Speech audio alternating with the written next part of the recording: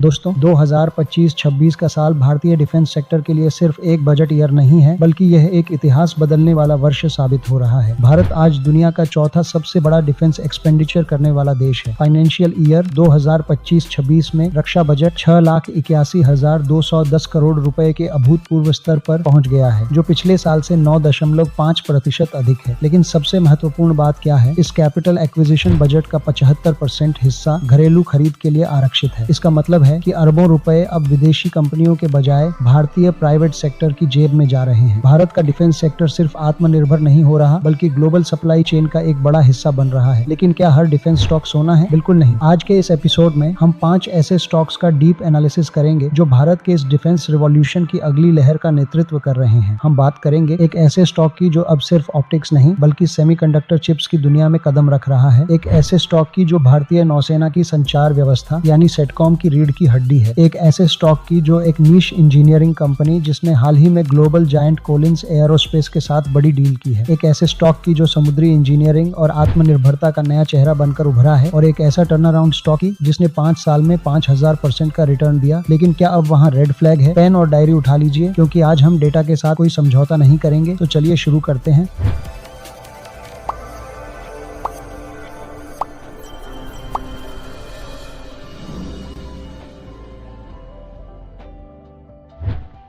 नमस्कार दोस्तों, मैं हूं कृष्णा और स्वागत है आपके अपने चैनल निवेश इन हिंदी पर, जहां हम बनाते हैं सही सोच, सही निवेश और मजबूत। Paras defence and space technologies, the tech giant. हमारे लिस्ट की पहली कंपनी है पारस डिफेंस PDSTL। यह कंपनी डिफेंस इंजीनियरिंग और स्पेस में एक जाना माना नाम है। इनके बिजनेस के 3 मुख्य पिलर हैं: ऑप्टिक्स, हैवी इंजीनियरिंग और इलेक्ट्रोमैग्नेटिक पल्स प्रोटेक्शन। यह केवल एक इंजीनियरिंग कंपनी नहीं है, बल्कि यह एक टेक्नोलॉजी होल्डिंग कंपनी है। पारस डिफेंस के पास एक ऐसा टेक्नोलॉजी मोट है जो किसी और के पास नहीं है। यह एशिया पैसिफिक की एकमात्र कंपनी है जो सबमरीन ऑप्ट्रॉनिक पेरिस्कोप बनाती है। इसके अलावा यह इसरो के लिए बड़े आकार के स्पेस मिरर्स और डिफ्रैक्टिव ग्रेटिंग्स बनाने वाली भारत की एकमात्र प्राइवेट कंपनी है। FY25 में इनके ऑप्टिक्स एंड ऑप्ट्रॉनिक्स वर्टिकल ने 177 करोड़ रुपए का रेवेन्यू दिया, जो इनके कुल टर्नओवर का 48% है। पिछले साल यह सिर्फ 66 करोड़ था, यानी इनका हाई मार्जिन बिजनेस रॉकेट की तरह बढ़ रहा है। जनवरी 2026 में पारस ने एक धमाका किया। उन्होंने अपनी नई सहायक कंपनी पारस सेमीकंडक्टर्स के माध्यम से भारत की पहली एडवांस्ड 3D सेमीकंडक्टर पैकेजिंग यानी OSAT फैसिलिटी शुरू करने की घोषणा की। कंपनी यहां करीब 500 करोड़ रुपए का निवेश कर रही है। यह फैसला इन्हें सीधे तौर पर वैश्विक सेमीकंडक्टर सप्लाई चेन का हिस्सा बना देता है। चलिए अब जरा ठंडे दिमाग से आंकड़ों को देखते हैं। मार्केट कैप लगभग 5100 से 5200 करोड़ है, यानी एक स्मॉल कैप कंपनी है। पिछले कुछ सालों में रेवेन्यू और मुनाफे में अच्छी ग्रोथ दिखी है। वित्त वर्ष 2025 में पारस ने शानदार नंबर्स पेश किए। रेवेन्यू 365 करोड़ रहा था, जो कि ईयर ऑन ईयर लगभग 44% की ग्रोथ रहा है। वहीं नेट प्रॉफिट 61 करोड़ रहा था, यानी प्रॉफिट में ईयर ऑन ईयर लगभग 104% से अधिक का जंप। लेकिन एक चेतावनी भी है, हाल के क्वार्टर में कंपनी के प्रॉफिट में गिरावट देखी गई, जिससे स्टॉक में थोड़ा दबाव आया है। एबिटा मार्जिन 27% पर है, जो इनके ऑपरेशनल स्किल्स को दर्शाता है। एक इन्वेस्टर होने के नाते जोखिम को जानना भी जरूरी होता है। इसका PE रेशियो अक्सर 17 से ऊपर रहता है, जो इसे बहुत महंगा बनाता है। साथ ही इनके डेब्टर डेज करीब 295 दिन है, जिसका मतलब है कि पैसा आने में समय लगता है। इसके अलावा प्रमोटर्स ने पिछले 3 सालों में अपनी होल्डिंग लगभग 5.74% घटाया है। 500 करोड़ का निवेश छोटा नहीं होता। इतने बड़े प्रोजेक्ट को समय पर पूरा करना एक एग्जीक्यूशन रिस्क है और कैश फ्लो को मैनेज करना कंपनी के लिए बड़ी चुनौती होगी। इन्वेस्टमेंट नोट: अगर आप इसमें निवेश करना चाहते हैं तो अगले 2-3 क्वार्टर में चिप प्लांट की प्रगति को ट्रैक करना बहुत जरूरी है। एवेंटल लिमिटेड, संचार का किंग। आइए चलते हैं दूसरी कंपनी पर। हमारी रडार पर जो दूसरी कंपनी है उसका नाम है एवेंटल लिमिटेड। अगर आपको डिफेंस सेक्टर में क्लीन बैलेंस शीट पसंद है तो एवेंटल आपकी पहली पसंद हो सकती है। चलिए इसके बिजनेस मॉडल को समझते हैं। फर्स्ट, सेटकॉम और SDR में लीडरशिप। एवेंटल का मुख्य काम भारतीय नौसेना के लिए मोबाइल सैटेलाइट सर्विस यानी MSS नेटवर्क बनाना है। इनका नेटवर्क समुद्र में 1000 नॉटिकल मील की दूरी तक जहाजों और सबमरीन्स को जोड़ता है। सॉफ्टवेयर डिफाइंड रेडियो यानी SDR के मार्केट में भी इनका दबदबा बढ़ रहा है। मैनेजमेंट के अनुसार सैन्य SDR बाजार सालाना 3000 करोड़ रुपए का है और एवेंटल यहाँ एक प्रमुख सप्लायर है। Second, expansion. हाल ही में एवेंटल ने न्यू स्पेस इंडिया यानी NSIL से 122.58 करोड़ रुपए का ऑर्डर हासिल किया है। अपनी क्षमता बढ़ाने के लिए इन्होंने हैदराबाद में 56 करोड़ रुपए की लागत से 76,000 वर्ग फुट की नई फैसिलिटी शुरू की है। यह यूनिट न केवल SDR बनाएगी बल्कि ground station as a service GSAS भी प्रदान करेगी। करीब 3,800 करोड़ के मार्केट कैप वाली यह कंपनी लगभग डेट फ्री है। इनका return on equity and ROCE पिछले 3 सालों में बहुत ही शानदार रहा है, जो यह दर्शाता है कि मैनेजमेंट अपने शेयर धारकों के पैसे का सही इस्तेमाल कर रहा है। क्या ध्यान रखें, दिसंबर 2025 की तिमाही में इनके मुनाफे में 86% की भारी गिरावट देखी गई है, जिसका मुख्य कारण मार्जिन का कम होना और इनकी हेल्थ केयर सब्सिडियरी में घाटा है। साथ ही इनके डेब्टर डेज 104 दिन है, जो एक बहुत बड़ा रेड फ्लैग हो सकता है। यहाँ एक छोटी सी चिंता प्रमोटर होल्डिंग में हल्की गिरावट और हाई वैल्यूएशन को लेकर हो सकती है। इन्वेस्टमेंट नोट, यह उन निवेशकों के लिए अच्छा हो सकता है जो क्वालिटी और लो डेट प्रोफाइल पसंद करते हैं। यहाँ IP मोड में निवेश करना सुरक्षित रह सकता है। सिका इंटरप्लांट सिस्टम्स, नीश इंजीनियरिंग की ताकत। तीसरी कंपनी है सिका इंटरप्लांट। यह एरोस्पेस और डिफेंस सप्लाई चेन की एक बहुत ही खास कंपनी है। यह कंपनी पारंपरिक मैन्युफैक्चरिंग के बजाय इंजीनियरिंग इंटेंसिव प्रोजेक्ट्स पर काम करती है। सिका इंटरप्लांट हाल ही में चर्चा में आई क्योंकि इसने जून 2025 में कॉलिंस एरोस्पेस के साथ एक बड़ी लाइसेंसिंग डील की है। अब सिका भारत में एयरबस A320 और A321 विमानों के मुख्य फ्लाइट कंट्रोल कंपोनेंट्स का मेंटेनेंस और रिपेयर यानी MRO करेगी। यह इन्हें कमर्शियल एविएशन मार्केट में एक स्थिर रेवेन्यू स्ट्रीम देता है। ऐसी डील्स किसी भी छोटी कंपनी के लिए ऑर्डर विजिबिलिटी को रातों रात बदल देती हैं। मार्केट कैप सिर्फ 2,000 करोड़ के आसपास है, यानी यहाँ ग्रोथ की काफी जगह है। सिका 2021 से पूरी तरह से कर्ज मुक्त है। ROCE 29%, ROE 22%। इनके डेब्टर डेज सिर्फ 80 दिन है, जो पूरे डिफेंस सेक्टर में सबसे बेहतर में से एक है। सिका इंटरप्लांट के Q3 रिजल्ट्स शानदार रहे। रेवेन्यू 32% बढ़कर 50 करोड़ और मुनाफा 33% उछाल के साथ 9.5 करोड़ रहा। यह लगभग कर्ज मुक्त कंपनी है और 23% ऑपरेटिंग मार्जिन के साथ डिफेंस सेक्टर में मजबूत है। स्टॉक 15x बुक वैल्यू पर ट्रेड कर रहा है, जो इसे वेरी एक्सपेंसिव बनाता है, लेकिन इनकी कंसिस्टेंसी और हाई रिटर्न रेशियो इस प्रीमियम को जस्टिफाई करता है। कंपनी का मुनाफा और मार्जिन तो सुधर रहा है, लेकिन एक चीज जो मैंने रिसर्च में देखी, उनके डेब्टर डेज बढ़ रहे हैं। इसका मतलब है कि काम तो हो रहा है, लेकिन पैसा आने में समय लग रहा है। इन्वेस्टमेंट नोट, अगर आप मोमेंटम ट्रेडर हैं तो यह एक बेहतरीन कहानी है, लेकिन फंडामेंटल इन्वेस्टर्स को यह देखना होगा कि यह डील असल में मुनाफे में कब तब्दील होती है। Krishna defence and allied industries हमारी चौथी कंपनी है। Krishna defence KDAIL। यह कंपनी भारतीय नौसेना यानी नेवी के लिए महत्वपूर्ण कंपोनेंट्स और इंजीनियरिंग प्रोडक्ट्स बनाती है। यह कंपनी भारत की समुद्री सुरक्षा का एक अहम हिस्सा बन चुकी है। दोस्तों, कृष्णा डिफेंस का business model make in India की ताकत है। यह कंपनी भारतीय नौसेना के लिए खास शिप बिल्डिंग स्टील और सेना के लिए बैलिस्टिक सुरक्षा उपकरण जैसे बुलेट प्रूफ जैकेट बनाती है। DRDO के साथ इनकी साझेदारी डिफेंस सेक्टर में बढ़ती मांग इन्हें एक उभरता हुआ खिलाड़ी बनाती है। जून 2025 में इन्होंने भारत के सबसे बड़े और advanced autonomous under water vehicle Jalkapi का निर्माण शुरू किया। यह प्रोजेक्ट इन्हें भविष्य के पानी के नीचे होने वाले युद्ध यानी अंडर वाटर वॉरफेयर की तकनीक में लीडर बनाता है। इन्होंने नीदरलैंड की VABO कंपोजिट के साथ मिलकर समुद्री जहाजों के लिए कंपोजिट दरवाजे और हैच बनाने का जॉइंट वेंचर भी शुरू किया है। आइए इसके ग्रोथ पर नजर डालते हैं। Revenue growth 525, year on year 83% का मैसिव ग्रोथ है। नेट प्रॉफिट में 124% की उछाल है। मैनेजमेंट ने अगले 35 साल के लिए 30 से 40% की सालाना ग्रोथ का लक्ष्य रखा है। इस कंपनी का मार्केट कैप करीब 1,600 करोड़ है। यहाँ जो बात मुझे सबसे अच्छी लगी वह है इनके वर्किंग कैपिटल में सुधार। कंपनी ने अपना कर्ज कम किया है और पेमेंट रिकवरी यानी डेब्टर डेज में भी सुधार दिखाया है। जोखिम, क्योंकि यह एक बहुत छोटी स्मॉल कैप कंपनी है, इसलिए यह सरकारी ठेकों पर बहुत ज्यादा निर्भर है। एक बड़ा ऑर्डर मिलना या न मिलना इसके शेयर प्राइस को बहुत ऊपर नीचे कर सकता है। नाइब लिमिटेड, टर्न अराउंड या जोखिम। आखिरी कंपनी है नाइब लिमिटेड। इस कंपनी की कहानी किसी चमत्कार से कम नहीं है। 2020 में यह 10-15 रुपए पर थी और आज एक प्रमुख डिफेंस प्लेयर है। एक रॉकेट लॉन्चर और एक्सपोर्ट। जनवरी 2026 में इन्हें भारतीय सेना से 292.69 करोड़ रुपए का ऑर्डर मिला है, जो 300 किमी रेंज तक मार करने वाले यूनिवर्सल रॉकेट लॉन्चर के लिए है। इससे पहले इन्हें एक इजरायली कंपनी से भी 150 करोड़ रुपए का एक्सपोर्ट ऑर्डर मिल चुका है। दोस्तों, शेयर बाजार में यह जानना जितना जरूरी है कि क्या खरीदना है, उतना ही यह भी कि कहां सावधान रहना है। नाइब लिमिटेड एक डाइवर्सिफाइड कंपनी है, लेकिन हालिया फाइनेंशियल डेटा थोड़े चिंताजनक है। इनके रेवेन्यू में कुछ क्वार्टर्स से गिरावट देखी गई है और मुनाफा भी दबाव में है। दिसंबर 2025 की तिमाही यानी Q3 FY26 नाइब के लिए विनाशकारी रही है। इनका रेवेन्यू 60.3% गिर गया और कंपनी मुनाफे से सीधे 19 करोड़ के घाटे में चली गई। सबसे बड़ा रिस्क है लो इंटरेस्ट कवरेज रेशियो। इसका मतलब है कि कंपनी को अपना कर्ज चुकाने में कठिनाई हो सकती है। क्या यह खराब कंपनी है? नहीं, लेकिन यह अभी एक टर्न अराउंड फेज में है। इन्वेस्टमेंट नोट, कंजर्वेटिव निवेशकों को अभी इससे दूर रहना चाहिए। जब तक कंपनी मार्जिन और कैश फ्लो में सुधार न दिखाए तब तक तक इसमें बड़ा दांव लगाना जोखिम भरा हो सकता है। निष्कर्ष, चलिए वीडियो को जल्दी से समराइज कर लेते हैं। ग्रोथ और टेक्नोलॉजी के लिए पारस डिफेंस और कृष्णा डिफेंस सबसे मजबूत दिखते हैं। पारस का सेमीकंडक्टर प्लान और कृष्णा का AUV प्रोजेक्ट भविष्य के बड़े ट्रिगर है। मजबूत बैलेंस शीट और स्टेबिलिटी के लिए एवेंटल और सिका इंटरप्लांट बेहतर हैं। हालांकि एवेंटल के डेब्टर डेज और हालिया तिमाही नतीजों पर कड़ी नजर रखनी होगी। जोखिम लेने वालों के लिए नाइब लिमिटेड एक टर्न अराउंड कहानी हो सकती है, लेकिन यहाँ पैसा डूबने का खतरा भी सबसे ज्यादा है। याद रखें दोस्तों, डिफेंस सेक्टर में प्रोजेक्ट्स अक्सर लंपी होते हैं, यानी पैसा एक साथ आता है और फिर महीनों सन्नाटा रहता है। इसीलिए हमेशा पोजीशन साइजिंग का ध्यान रखें। किसी भी एक स्टॉक में अपनी पूरी पूंजी न लगाएं। हर स्टॉक को 2 से 5% का वेटेज दें। स्मॉल कैप डिफेंस स्टॉक्स बहुत ज्यादा न्यूज सेंसिटिव होते हैं, इसलिए स्टॉप लॉस का पालन जरूर करें। दोस्तों, डिफेंस सेक्टर में भारत की कहानी अभी शुरू हुई है, लेकिन विजेता वही होगा जो रिसर्च के साथ निवेश करेगा। अगर आपको यह रिसर्च पसंद आई तो लाइक बटन दबाएं और चैनल को सब्सक्राइब करें ताकि 2030 का वेल्थ क्रिएशन आप मिस न करें। कमेंट में बताएं कि आपके पास इनमें से कौन सा स्टॉक है या आप किस पर और जानकारी चाहते हैं। मिलते हैं अगले वीडियो में। जय हिंद। डिस्क्लेमर, यह वीडियो केवल शैक्षिक जानकारी के लिए है। निवेश से पहले अपने वित्तीय सलाहकार से परामर्श अवश्य